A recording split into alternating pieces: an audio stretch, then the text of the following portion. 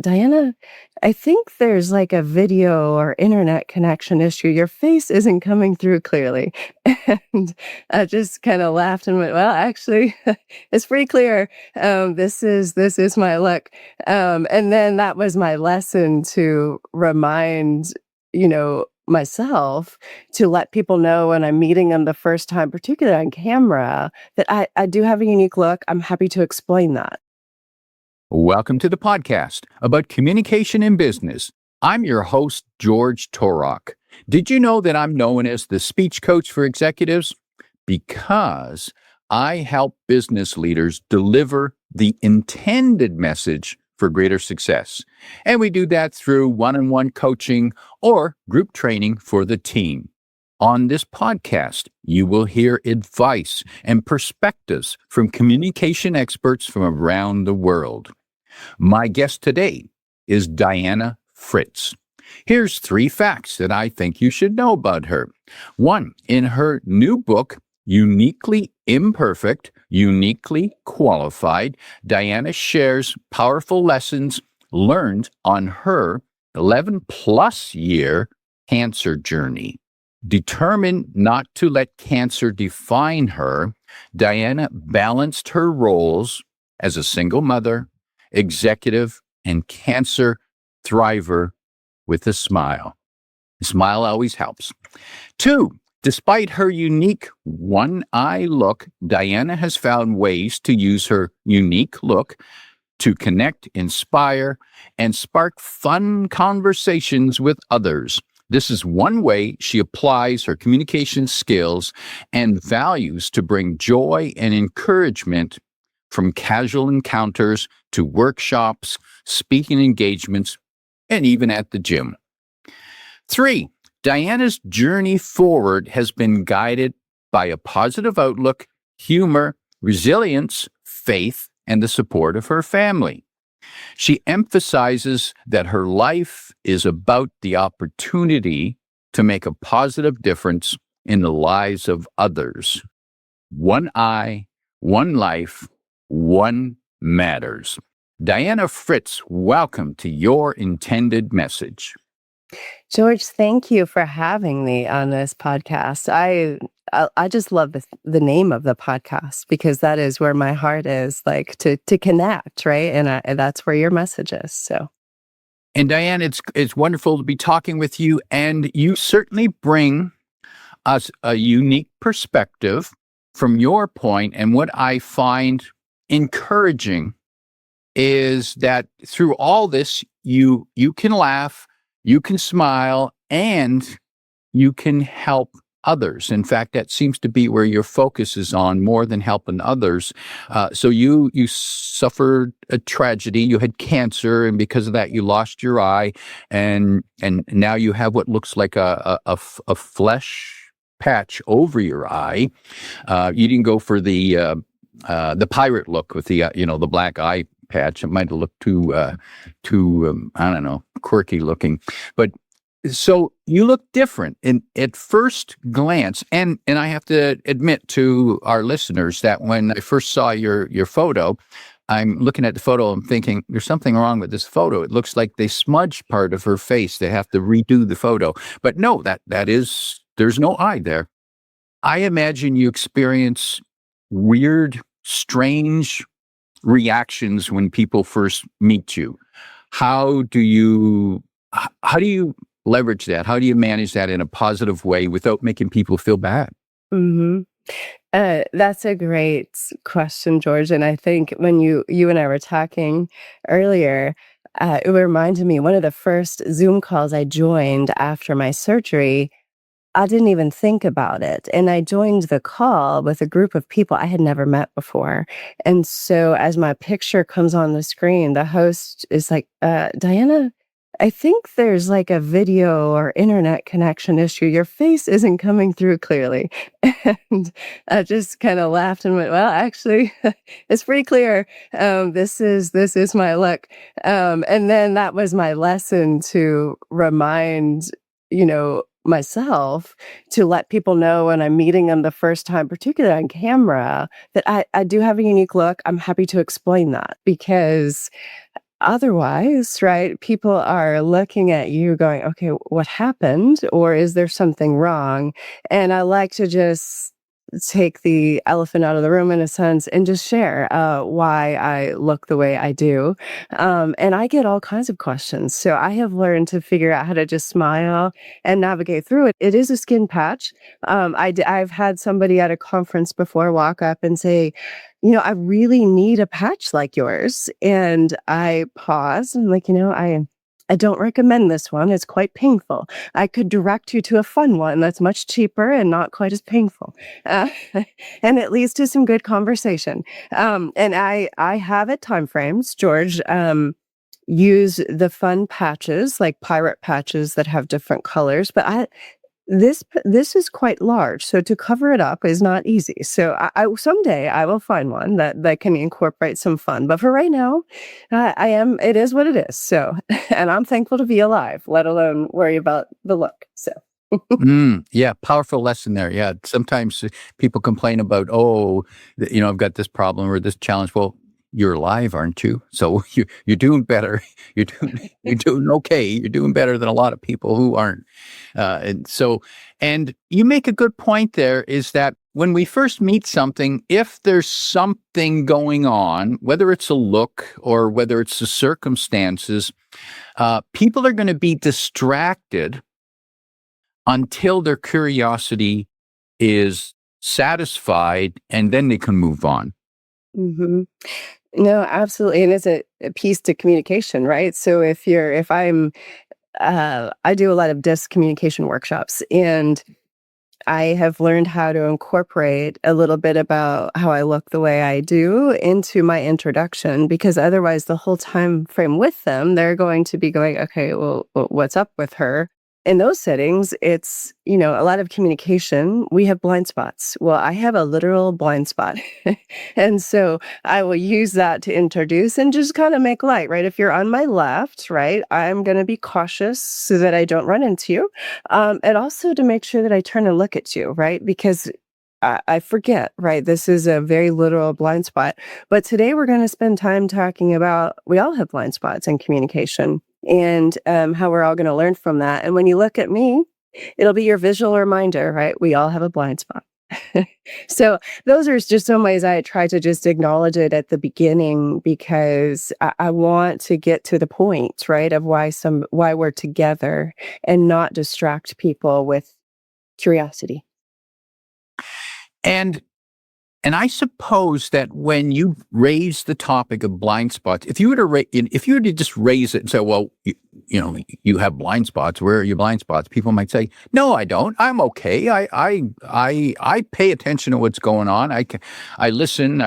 But then if you point out first that you have an obvious blind spot, and in your case, it's easy to identify, but yet we might not be so willing or able to identify our own blind spots.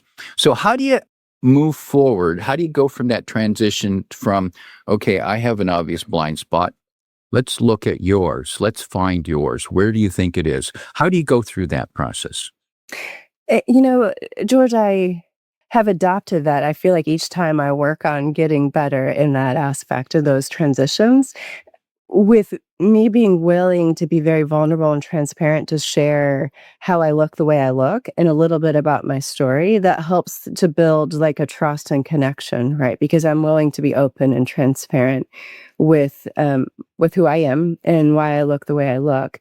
And then as I navigate through any workshop I do, whether it's disc communication or leadership, I work to carry or use examples of how I've messed up, right? Or lessons I've learned, right? To connect. Because if I'm willing to be transparent and authentic about where I've missed the mark, it builds a common ground or a willingness, right? To be vulnerable and to be open to see where the rest of the room, right? Has those similar opportunities. When I go first, right, it helps others to want to join in and to be open about where their opportunities are for improvement. All right. So, help me find my blind spots. Mm. I think in those aspects, right, when I have people go, okay, I don't have any, right? I'll start to use just different questions or stories, right? Like, and a lot of times it's, when have you had a conversation recently that there's been tension, it hasn't gone well, right? Tell me about that. Tell me about a difficult conversation that you're avoiding, possibly, or one that you just had and it didn't end well. Like, give me an example, right? And then that's how we work through where there's potentially a blind spot. Because one thing, there's a powerful reminder, a question I ask myself is, but also something I encourage others in at times together is, what does it look like to be on the other side of me? And what's it like, right, to be on the other side of me? And a lot of times we don't ask that question, right? We just think everybody's just like us, right? Everybody communicates like I do, everybody receives information like I do. And that's just not real, right? That we are not all wired the same. And I always look at that and say, thank goodness, right? Because a million Dianas would not be a good thing, right? I don't know. You probably agree, George. A million Georges wouldn't be a good thing, right? We all have a different role to play. And even though we might believe that we are unique as individuals, we might find it difficult to understand that other people don't think, perceive the same way that we do. There must be something wrong with them. Mhm. No. So I can, give a personal story here, George, if that's okay. But, my husband, on the DISC profile, if people aren't familiar with DISC, you have like dominant and the interactive and the steady, the S and the C, the conscientious, compliant. I'm an S, right? I'm steady. I want to make sure everybody's okay. I want to please people, right? That I'm all people wired. My husband is all task oriented and very, the dominant style. And so I remind him frequently when he tells me people aren't getting it. Why don't they just get it? Why don't they just do what I say? Why don't they just make a quick decision? And I just look at him, I was like, do you realize that only a small percentage of the population is wired like you? So likely you're the one that needs to adapt how you're communicating. It's likely you that needs to adjust. The odds are not with you, right? And it leads to some fun dialogue and conversation, and also for great examples, like during workshops. And he knows this, so he knows I use him frequently. So So how do we find out the best way to connect with the people we're talking to without putting them through a DISC survey? We can't always do that. Now, with our own team, we could do that. We certainly could find out. But how do we, in conversation with people, are there triggers? Are there phrases, reactions? How do we do that? yeah, there's absolutely all of those things, George. Triggers, reactions, actions. I think one element that I strive to do is listen and watch, like, the body language or the dynamics. I am not a strong personality that just comes in the room and wants to take over. I like to listen and watch the dynamics in the room. And that's been a helpful thing to me, is to watch and observe, right? And the person that, greets you quickly and wants to give you a big hug and is talkative, right? They are likely, talking is very important to them. They like to tell their story. They want to be heard. So I need to be conscious, right? And give space and not be annoyed, right? That they want to talk and tell a story. I need to understand that. If it's somebody that's really quick and to the point, that's another point I need to think through, right? I need to be really quick and to the point too, right? Or I've actually lost them within the first few minutes. And, those that are very, reserved, right? That is something to pay attention to as well, right? If they're not as willing to give a hug, or you can see them like shifting back a little bit, respect that, right? That means you've got more room to kind of earn their trust, or earn them wanting to communicate with you or participate in a workshop, right? I can watch that and go, okay, I'm not going to call on them first, right? They need more time. And I think one of my big life lessons has been it's not about me, right? It's about them, right? It's about who I'm interacting with, and that applies as a parent, as a spouse, as a somebody facilitating a workshop, as somebody, speaking with kids or, doing it differently. It's not about me, it's about them, and so I need to pause, right, and make sure I'm present and understanding where they're at before I'm assuming discharge forward, right? I've gotta pause and take a mini internal assessment before I keep charging forward. And Diana, you mentioned the disc, and not everyone may be familiar with it. So let's just clarify the four letters. What do they stand for again? Um, so D is dominant, I is interactive, and S is steady, and C is compliant.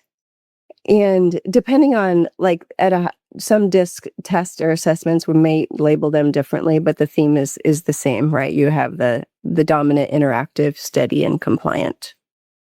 Dominant. That's clear. I know some people like that. Yeah. Interactive. Sometimes we refer to them as the socializers type, typically. Storyteller, Um, socializer, yeah. okay. Steady. What's steady mean? Steady is more the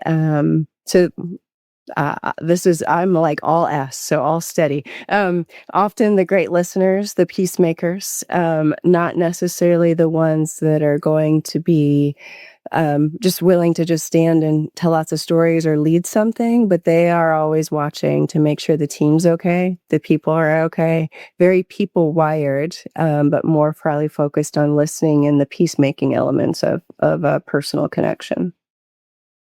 And okay, so peacemaking. How is that different from compliant? So the compliance side is more focused on task versus people.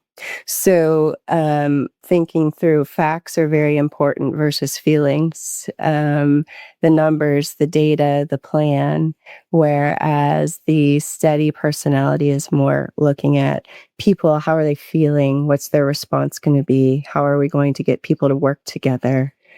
So a lot of variation, right, between people focus and task focus. Ah, okay, okay. So compliant. Those are perhaps the accountants and the engineers, Mhm. production foremen. Yes, the project managers, yes, let's Mm, yeah. Mhm. got it. Okay. All right. And I'm gonna challenge you, and based on our conversation so far, where would you peg me? And I'm gonna add a second question to that. Yeah. Can a person move between these categories depending on the situation? They can, they definitely can, and that's an element for me personally, my S is my primary, definitely. But in under stressful situations, my S is going to go even higher, right? I'm going to care even more about people and is everybody okay? But when I'm adopting for my role as like an executive or a leader, my S and D and I are all equal, right? Because I have to adjust, right, for the role that I'm in. But no matter this my C, my level of conscientious to detail and compliance, that's always really low, right? That doesn't that doesn't get better, right? So, but I know that that's my blind spot. So I know that that's where I need to have somebody working with me that is very skilled in that area around the data and the facts and the details, because that's not where I'm going to shine. I know that. So, you asked me about you, George, so this is a fun see, this is good fun. I would say for this podcast, you definitely have to be, an I and an interactive, right? But I don't know that it's natural. I think there's some C, right? Some focus on data and insights that's a part of you to be doing what you do. And yeah, I would, and I guess I do move between it, and the C, the task oriented, is not my favorite activity. So that's why I create systems Yeah. to accommodate that, to make it less stressful on me. So I can, but I know I need to do the tasks, Mhm. but I have to make it into a system that's easier for me. And certainly I learned how to become a better conversationalist, better interviewer. That wasn't natural. And I would probably think that I'm in that steady Mhm. category, where I tend to sit back and listen when I'm in a group situation. And like you, I'm seldom the first one to speak. Mhm. And if, in fact, people who know me well, when we're in a group, they never call on me first. They know better. Ah, I don't want to speak first. yeah. I want to listen. I want to take it in. I want to hear what other people are saying first before I speak. And it's not that I'm afraid to speak. It's just that I want more information. Mhm. And that isn't that so I can relate to that, and I that's been a challenge was a challenge of mine early on in my executive career because I was a young executive, the only female in the room, about 15 years younger than the males in the room, and many of them were more dominant, and I would get challenged, "Diana, you're not we have something on the agenda, and you're not giving an immediate response and what your thoughts are," and I was like, "Well, I'm not ready, right? I'm still thinking, right?" And so I had to learn how to adjust to that. And so one of the ways I adjusted as a young executive was I would ask, "Okay, let me help prep the agenda. Let me help feed the agenda and get ready so that way I have a day and I'm going to be ready to engage, right? Whereas everybody else is going to give an immediate insight. I need a day." So that was how I learned to adjust, right? If I'm the one preparing the agenda and the content, then I've had my time and I can contribute, in the meeting, right? Versus needing more time and space. Hmm.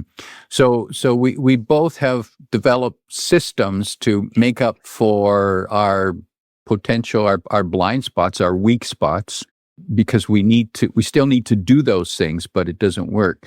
And yes, in the same situation, if I'm the one in the meeting and people are throwing out ideas or demands, I'm listening, and if they call on me, I've learned to respond with, well, my first thought is, Mm, so I'll make it clear that I'm still thinking, but yeah. here's my first thought. Here's my first impression. And so at least they know that I'm listening and paying attention. I'm just not making noise like they seem to be making noise. And it's annoying because I'm trying to think and I wish you people would shut up. Yes, yes, we can relate. Mm. And so when people discover, first of all, they need to admit that they have at least one blind spot, probably more than one. Yeah. And it may vary depending on the situation and maybe even the time of day, and perhaps even their state, their energy state, or where they're at. So they do have blind spots, and it can change. Yeah. So that they first need to get through that, which some might be more willing to admit than others. However, it means that they need to admit that they're imperfect. Yes. Yes. Yes. And when you see people go through that transition, realizing or willing to admit, Mhm. see, it's one thing to be imperfect and know it. It's another thing to admit in the open, oh, I'm not going to tell people. I'll Right. get fired. I'll get fired. I won't get the Yeah. promotion. They won't follow me. They won't listen to me if I tell them I'm imperfect. Yeah. So, how do you get people past that obstacle, admitting their Mhm. flaws, their imperfections, their blind spots? You know, so, partly as me being transparent throughout, right, admitting some of mine, um, the the DISC, report output that I use is a part of Maxwell Leadership and then combining DISC into it. And so I'll have different phases throughout a workshop where I'm having them where I'm talking and guiding them through, and then there's times where I have them work in pairs. And I find when they're working in pairs, just one other person, it's a little bit easier to talk about, "Oh, yeah, my report said this, and at first I looked at it and said, I don't agree with that. But now that I've seen some of the videos and we've walked through this, I'm kind of getting it now, right?" And then they can laugh a little bit and lighten up, right? When they're talking about it just side by side. It's a lot more comfortable than talking about it with the whole group. And So that's usually how I start their connection or their interaction slowly, rather than asking them to share in front of everybody where they're at. And then at the end, right, you get to a lot more openness. I will tell you as well, many times, doing a workshop, probably some of the ones you do, right, as well, right, George, with what your focus is people walk in a room a lot of times thinking, okay, how I did on this disc assessment or whatever, right, is going to determine whether or not I keep my job, right? So I like work to alleviate that at the beginning, right? We're just working on how we raise the bar, right? On how we can work together better, um, and um, and share, my lessons on how it's helped me in my career, and then that helps to go, okay, right? I'm here to work on getting better as a team, right? This is my job isn't at stake, right? It is my opportunity to improve. And what has been some of the best reactions that you've received from people when they've fully embraced their blind spot and how to deal with it? What kind of reactions have you gotten from people? Um, some of them, the ones I appreciate the most, right? I'm often there for a work perspective, but the aha light goes off on, oh, this applies personally too. This is why my wife says this, right? Or this is why my child is struggling here. And those I appreciate, right? Because I feel like it is helping them broader than work, right? And um, that I love, right? Because to me, every time I get a chance to work on it, to facilitate a workshop, it's making me better too. So, and learning, I get to learn from them. But I think those are some of my most critical aha moments or things that are rewarding for me is to see somebody say, okay, I was able to apply this at home.